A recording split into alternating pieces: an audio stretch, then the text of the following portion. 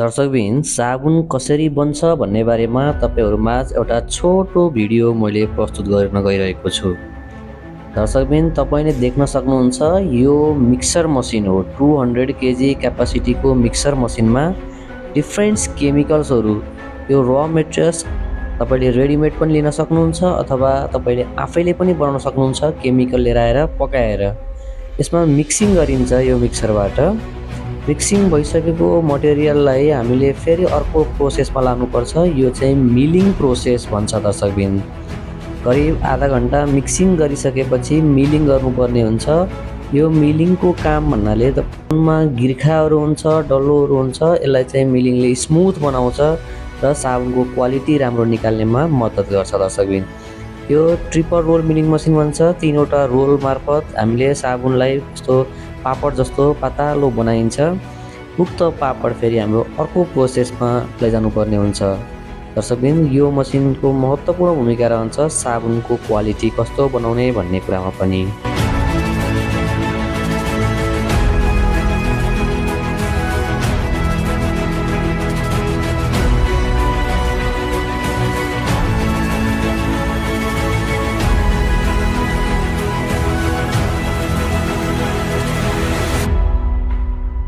उक्त मिलिङ गरिसकेपछि हाम्रो थर्ड प्रोसेसमा जान्छ। यो थर्ड प्रोसेसमा प्लडर, जुन प्लडर साबुनको कस्तो क्वालिटी बनाउने भन्ने कुरा यो पनि एकदमै महत्त्वपूर्ण मेसिन हो।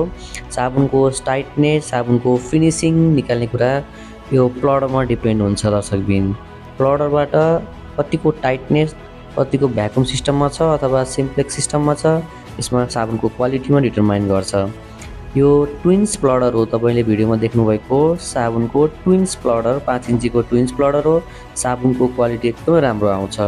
यसरी साबुनको बार निस्किसकेपछि, जुन प्लडरबाट बार निस्किसकेपछि यसलाई फेरि हामीले कटिङ गर्नुपर्छ। साइज अनुसार कति ग्रामको साबुन बनाउने कटिङ गरेर यसरी हामीले चाहिँ राख्न सकिन्छ दर्शकबिन।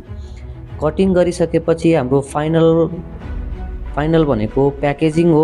प्याकेजिङ अहिले अनिवार्य छ। नेपाल सरकारको स्ट्यान्डर्ड अनुसार प्याकेजिङ गरेर यसमा batch coding, MRP, manufacturing date लगाउनै पर्छ।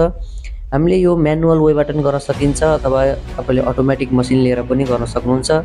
जुन भिडियोमा हेर्नु भएको छ हजुरले, यो चाहिँ अटोमेटिक प्याकिङ मसिन हो। यो भर्खरै हामीले खण्डुको टोखामा यो मसिन इन्स्टल गरेर प्रोडक्सन सुरु भइसकेको छ। यदि तपाईहरुलाई पनि साबुन चाहिन्छ भने त्यहाँ सम्पर्क गर्न सक्नुहुन्छ। म नम्बर पनि हजुरलाई स्क्रिनमा हाल्दिने छु दर्शकबिन। यदि तपाई पनि यस्तो साबुन व्यवसाय गर्न चाहनुहुन्छ अथवा साबुन उद्योग खोल्न चाहनुहुन्छ भने तपाईहरुलाई उपयुक्त मसिन, यसको र मेटेरियल्स, कच्चा पदार्थको डिटेल्स, मसिन्सको कस्तो मसिन तपाईलाई चाहिँ उपयुक्त हुन्छ, सम्पूर्ण जानकारी तपाईले बीएस म्यानुफ्याक्चरिङ कम्पनीमा पाउनुहुनेछ दर्शकबिन। यदि उद्योग गर्न चाहनुहुन्छ भने चाँडै नै सम्पर्क गर्नुहोला।